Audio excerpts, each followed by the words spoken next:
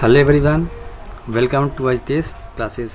बेटा आज का मेरा टॉपिक है ट्रिग्नोमेट्रिक आइडेंटिटीज़। तो ट्रिग्नोमेट्रिक आइडेंटिटीज़ में क्या है, जैसे आपको मैंने पिछली वीडियो में आपको बताया था, आपको दो चीज़ें जानना बहुत ज़रूरी होता है। जब हम एक होता है एंगल ऑफ एलिवेशन, एक होता है एंगल ऑफ डिप्रेशन। आपको बताया था कि जब आप हॉरिजॉन्टली आप हैं और अगर किसी ऑब्जेक्ट को ऊपर की ओर देखते हैं तो आपको हमेशा बनता है एंगल ऑफ एलिवेशन, और जब आप किसी ऑब्जेक्ट को हॉरिजॉन्टली से नीचे की ओर देखते हैं तो वहाँ बनता है एंगल ऑफ डिप्रेशन। तो ही आपकी मेन चीज़ें हैं। तो मैंने आपको पिछली वीडियो में बता दिया था। तो आज उसी पैटर्न पर कुछ क्वेश्चंस हैं जो मैं आपको नेक्स्ट लेकर के आया हूँ। तो आज फर्स्ट क्वेश्चन मेरा है the angle of elevation of the top of A tower.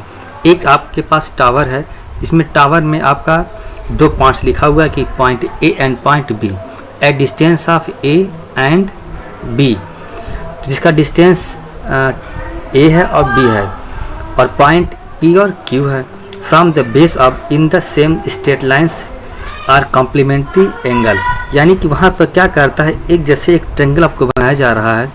इस ट्रायंगल में आपके ग्राउंड पर दो पॉइंट है, जिसको माना गया है पी और जिसको माना गया है क्यू, यानी कि ये हो गया पी, ये हो गया क्यू, ये माना गया है। तो आप बाकी आपके पास एंगल्स बन सके हैं, आप कुछ भी मान सकते, मान पी क्यू, इसको आर मान लिया और इसको एस मान लिया। अब आपको मेन ध्यान ये देखना है कि आपको एंगल ऑफ एलिवेशन बन रहा है कि डिप्रेशन बन रहा है। मीन्स पहले बन रहा है एंगल ऑफ एलिवेशन, इसका मतलब आप हॉरिजॉन्टली हैं और ऑब्जेक्ट को ऊपर की ओर देख रहे हैं, तो इस मेरे सारे एंगल ऊपर की ओर बनेंगे। बट लेकिन ये बोला है कि दो पॉइंट्स पी एंड क्यू है, जिसका डिस्टेंस ए और बी है, किससे, इस बेस से, यानी कि यहाँ से यहाँ तक की वैल्यू और यहाँ से यहाँ तक की वैल्यू, दो वैल्यू आपको दी गई है। तो पहले लिखा है P, तो P का मतलब ये हो गया, इसका डिस्टेंस हो गया A। उसके बाद लिखा हुआ है Q, तो Q का मतलब इसका डिस्टेंस हो गया B। अब ध्यान दीजिएगा, यहाँ लिखा है कॉम्प्लीमेंट्री एंगल। कॉम्प्लीमेंट्री एंगल का मतलब 90 डिग्री से बिलो। अगर मैंने इस एंगल को मान लिया थीटा, तो ये एंगल मेरा हो जाएगा 90 माइनस थीटा। अब आते हैं ट्रायंगल पे। देखिए, आप इस ट्रायंगल को भी लेकर चल सकते हैं, इस ट्रायंगल को भी लेकर के आप चल सकते हैं। बट ये पूछा है कि हाइट आपकी कितनी है, तो मैं यहाँ से यहाँ तक की हाइट को क्या मान लिया, एच। मीन्स आप हमेशा हाइट को क्या मान लिया कीजिए, एच मान करके आप सॉल्व किया कीजिए। तो आप ट्रायंगल आप ले लीजिएगा। इन ट्रायंगल मैंने क्या लिखा है, क्यू आर एस, यानी कि ट्रायंगल क्यू आर एस। जब मैं ये ट्रायंगल लिया हूँ तो इस ट्रायंगल में आर बनता है 90 डिग्री। जब 90 डिग्री बनता है तो ध्यान देखिए, मुझे ये हो गया परपेंडिकुलर और ये हो गया बेस। आप याद कीजिए, परपेंडिकुलर और बेस का रिलेशन किसके साथ होता है, परपेंडिकुलर और बेस का रिलेशन होता है tan के साथ, और लिखा हुआ ये tan 90 माइनस थीटा। तो tan 90 माइनस थीटा क्या हो गया, परपेंडिकुलर का मतलब हो गया एच, बेस का मतलब हो गया बी। आपको मैंने बताया था tan 90 माइनस थीटा किसके इक्वल होता है, tan 90 माइनस थीटा इक्वल होता है cot थीटा के, यानी cot theta is equal to क्या हो गया, बी बाई एच। इसको मैंने क्या मान लिया, इक्वेशन फर्स्ट। अब आते हैं बड़े वाले ट्रायंगल पे, यानी कि ये मेरा हो जाएगा in triangle P R S. P R S ये भी परपेंडिकुलर है, ये बेस है। इसका भी रिलेशन आपके किसके साथ चलेगा, tan थीटा के साथ, क्योंकि ये tan थीटा वैल्यू होती है। और tan थीटा का क्या होता है, वही सेम परपेंडिकुलर अपान बेस। यहाँ परपेंडिकुलर मेरा एच है और बेस मेरा टोटली हो गया ए। अब इसको मैंने क्या मान लिया, इक्वेशन 2। अब ध्यान से देखिए, यहाँ tan है और यहाँ cot है, और मुझे लाना है रूट में। इसका मतलब अब याद रखिए कि इक्वेशन फर्स्ट और इक्वेशन 2 का हम क्या करें, मल्टीप्लाई कर दे, यानी कि equation first multiplied by equation 2। जब करेंगे तो हम यहाँ क्या लिखेंगे, हम लिखेंगे tan theta into cot theta is equal to क्या हो जाएगा, H by B into H by A. ये बनेगा मेरा। अब ध्यान से देखिए, आपको बताया था tan थीटा का रेसिप्रोकल होता है cot थीटा और cot थीटा का रेसिप्रोकल होता है tan थीटा। आप किसी एक की वैल्यू को चेंज कर लीजिए। मान लीजिए मैं इसी को कर देता हूँ, तो tan थीटा हो जाएगा आपकी 1 अपान cot थीटा के। तो और यहाँ भी आपका क्या लिखा है cot थीटा, ये h और h क्या हो जाएगा h स्क्वायर, ए बी हो जाएगा आपका ए बी। देखिए ये कॉट क्या हो गया कैंसिल, आपके पास क्या बचेगा 1, यानी कि 1 इक्वल टू क्या हो गया H square upon A B.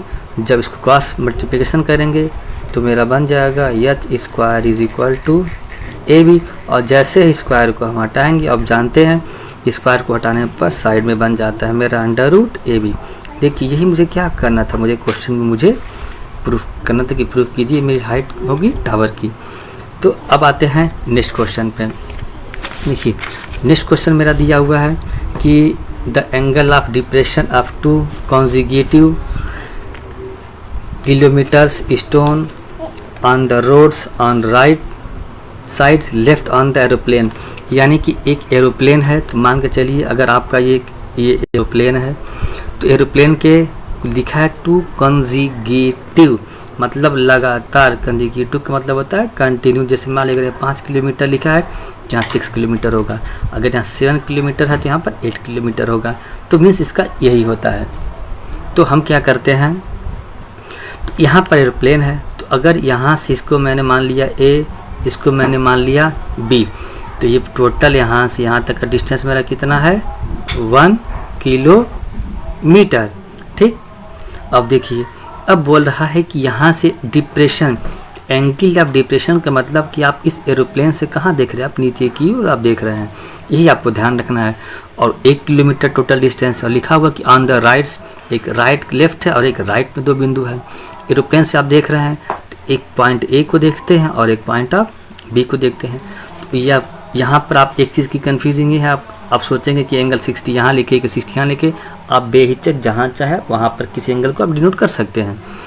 तो आप सिर्फ ये लिख लेंगे, कोई फ़र्क नहीं पड़ेगा। इसको मैंने मान लिया 45 डिग्री और इसको मैंने मान लिया 60 डिग्री। ठीक, और एच ये हाइट आपको ज्ञात करनी है, ये हो गया एच।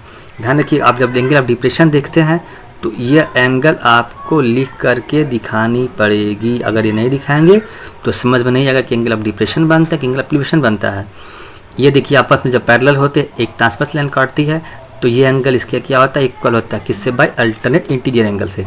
यहाँ अल्टरनेट इंटीरियर बन रहा है, 1 किलोमीटर है। अगर मैं यहाँ से यहाँ तक की वैल्यू को क्या मान लिया x, तो यहाँ से यहाँ तक की मेरी वैल्यू क्या हो जाएगी 1 माइनस एक्स, क्योंकि ये मेरा पूरा 1 है। अब पूरे 1 में से इसको मैंने माइनस कर दिया, ये क्या बचा मेरे पास 1 माइनस एक्स बचा।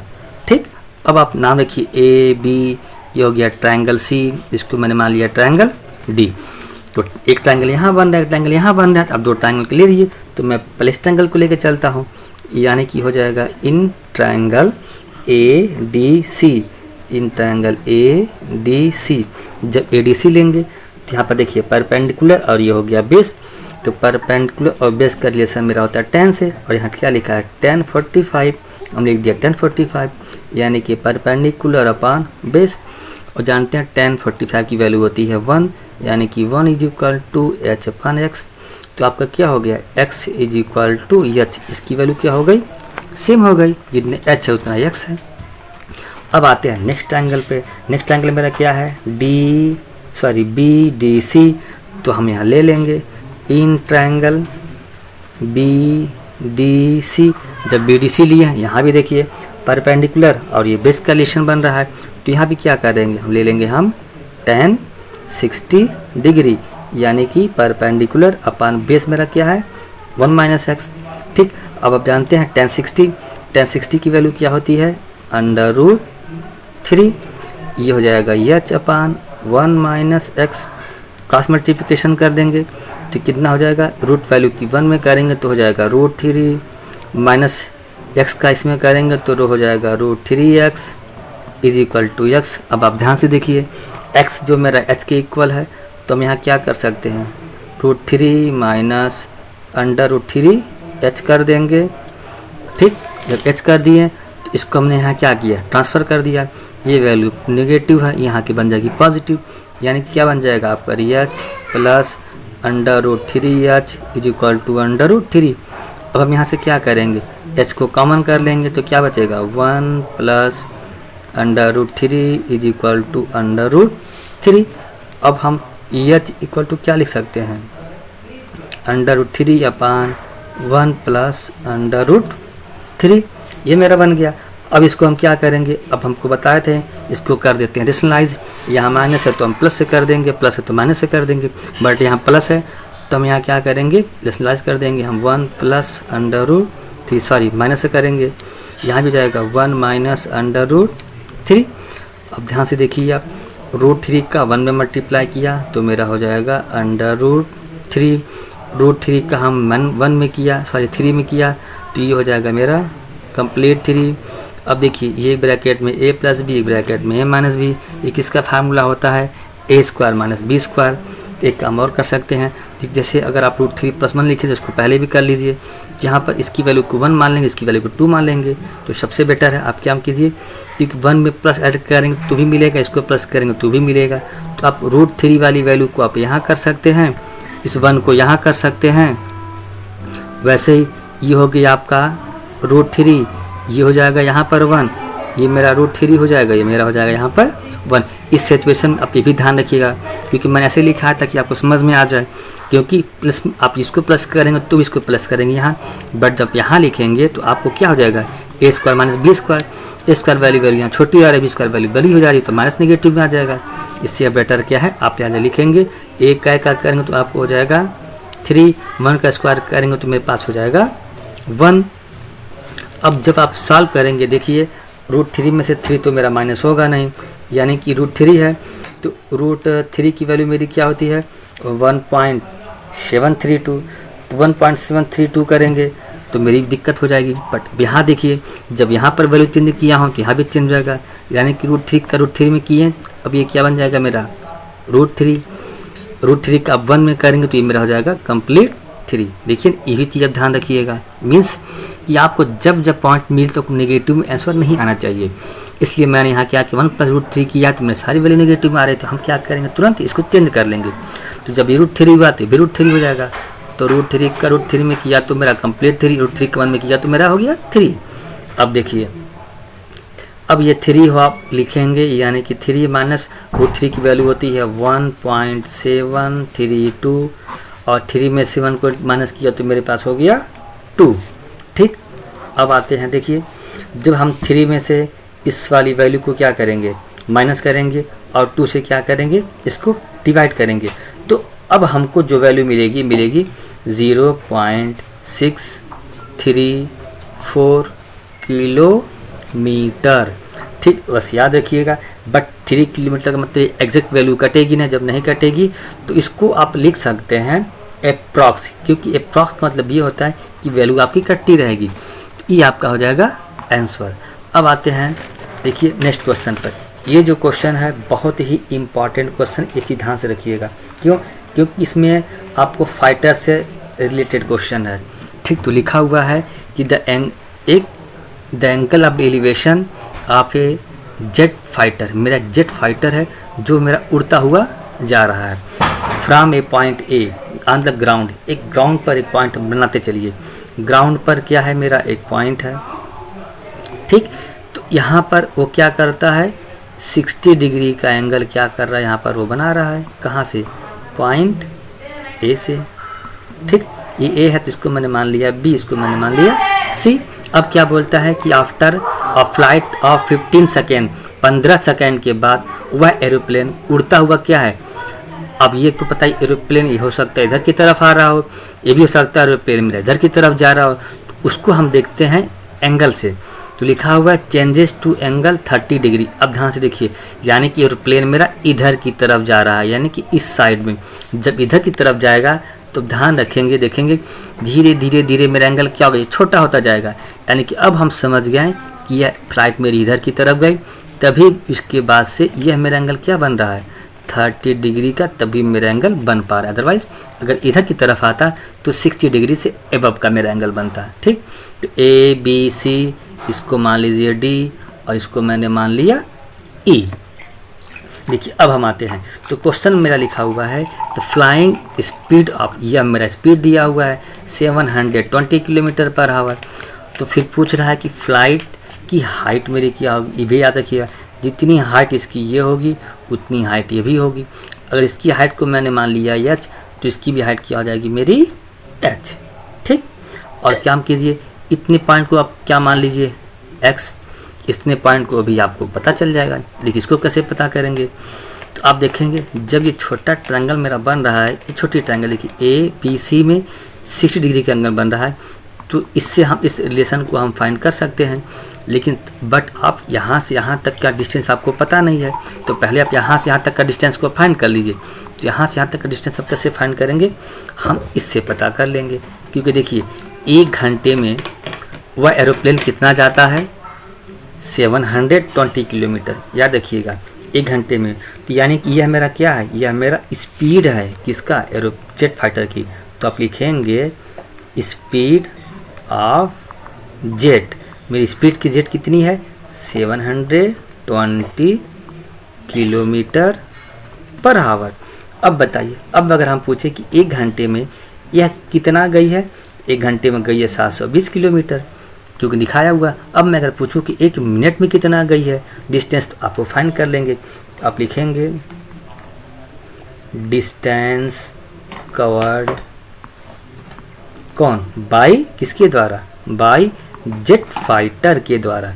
यानी कि डिस्टेंस कवर्ड बाय जेट कितना, यानी कि इन 1 मिनट, 1 मिनट में कितना हो जाती है, यानी कि 1 मिनट में होता है 60, 1 घंटे में 60 मिनट, यानी कि 720 डिवाइडेड बाय 60 डिवाइड करेंगे तो ये मेरा हो जाएगा 12 किलोमीटर। इसका मतलब 1 मिनट में कितना जा रही है 12 किलोमीटर, और 1 घंटे में जाती है 620।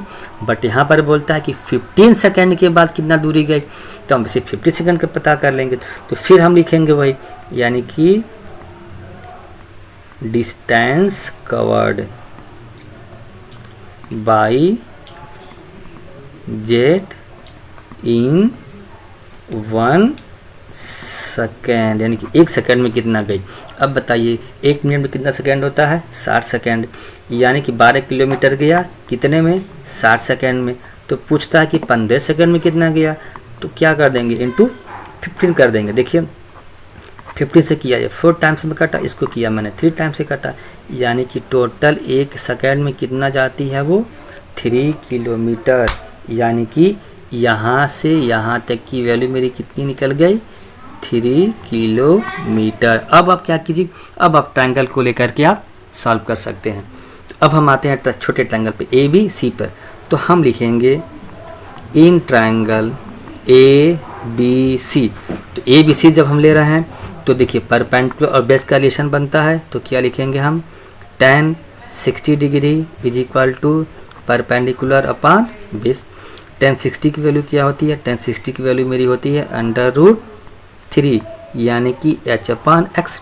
क्रॉस मल्टीप्लिकेशन कर देंगे, यानी कि x इज इक्वल टू मेरा क्या हो जाएगा, x इक्वल टू हो जाएगा h अपॉन √3, क्योंकि हमको वैल्यू फाइंड करनी है h की, इसलिए हम x को यहीं पर छोड़ देंगे, इसको मान लेंगे इक्वेशन फर्स्ट। अब आते हैं हम, देखिए सेकेंड वाले ट्रायंगल पर। सेकेंड ट्रायंगल मेरा क्या बनता है ADE। तो अब हम क्या लिख के दिखाएंगे, हम लिखेंगे इन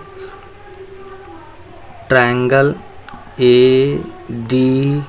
जब ADE लिए हैं तो भी मेरा देखिए परपेंडिकुलर अपॉन बेस, यानी कि tan 30 degree is equal to perpendicular upon base. अब मेरा बेस क्या बनता है, ये हो गया x और ये हो गया 3, यानी कि x प्लस 3। tan 30 की वैल्यू होती है मेरा 1 अपॉन √3, यानी कि h upon x plus 3। Cross multiplication करेंगे, x का मल्टीप्लाई किया 1 में तो हो जाएगा x plus 3 is equal to, इसका इसमें किया तो हो जाएगा मेरा √3h।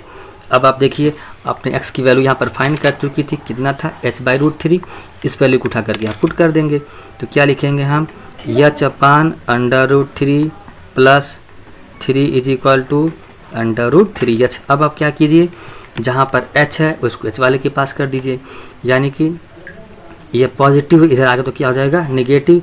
तो हम क्या लिखेंगे, लिखेंगे √3h minus h upon √3 is equal to 3 मेरा क्या, 3 मेरा यहीं पर रह जाएगा। अब देखिए इसमें से हम क्या करेंगे, इसका एलसीएम अगर हम ले लें तो एलसीएम लेंगे तो मेरे पास हो जाएगा √3। अंडर का √3 में मल्टीप्लाई करेंगे तो मेरे पास हो जाएगा कंप्लीट 3h माइनस √2 कैंसिल, ये हो गया h इज इक्वल टू हो गया 3। क्रॉस मल्टीप्लिकेशन कर देंगे और यहाँ h से मेरा माइनस हो जाएगा। जब हम उसको क्या करेंगे, जब हम h को माइनस करेंगे तो ध्यान से देखिए 3h में से 1h गया तो मेरे पास क्या बचेगा, मेरे पास बचेगा 2h। ठीक, उसके बाद देखिए जब हम √3 का 3 मल्टीप्लाई करेंगे तो मेरे पास हो जाएगा 3/3। तो हम क्या लिखेंगे 3/3 और h इक्वल टू मेरा क्या हो जाएगा 3/3 डिवाइडेड बाई 2, यानी कि ये हो गया 3 इंटू √3 की वैल्यू क्या होती है 1.732 डिवाइडेड बाई 2। ध्यान से देखिए जब मल्टीप्लाई करेंगे तो 3 2 जा 6, 3 3 जा 9, 3 7 जा 21 और 3 1 जा 3 और 2 हो गया 5 डिवाइडेड बाई 2। जैसे मैंने 2 से डिवाइड किया तो 2 2 जा कितना हो जाएगा 4, ये हो जाएगा 5, 2 5 जा 10, तो मेरा ये हो जाएगा 2 9 जा 18 और 2 8 जा 16, यानी कि इतना क्या हो गया कांस्टेंट हाइट पर मेरा एरोप्लेन क्या है उड़ रहा है। लेकिन इतना क्या, इतना मेरा हो जाएगा इतना मेरा हो जाएगा किलोमीटर। लेकिन अब हमको कन्वर्ट कर दीजिए, अगर इसको हम कन्वर्ट कर दें मीटर में, तो जब मीटर में कन्वर्ट करेंगे तो मेरा कितना हो जाएगा, यहाँ 2 हो जाएगा क्योंकि 2 2 4 होता है, यानी कि लिखेंगे हम 2.5 इंटू 98 इंटू 1000, यानी कि 1 किलोमीटर में होता है 1000 किलोमीटर। और जब मल्टीप्लाई करें देखिए 3 0 है, यहाँ 3 डेसिमल लगा हुआ है तो डेसिमल मेरा हट गया तो 2598 मीटर, यानी कि इतने मीटर की हाइट पर क्या है मेरी जेट फाइटर उड़ रही है। तो मेरा बेटा वीडियो अगर अच्छा लगा हो तो लाइक कीजिए, कमेंट्स कीजिए एंड शेयर कीजिए। मिलते हैं आपसे नेक्स्ट वीडियो के पास, तब तक के लिए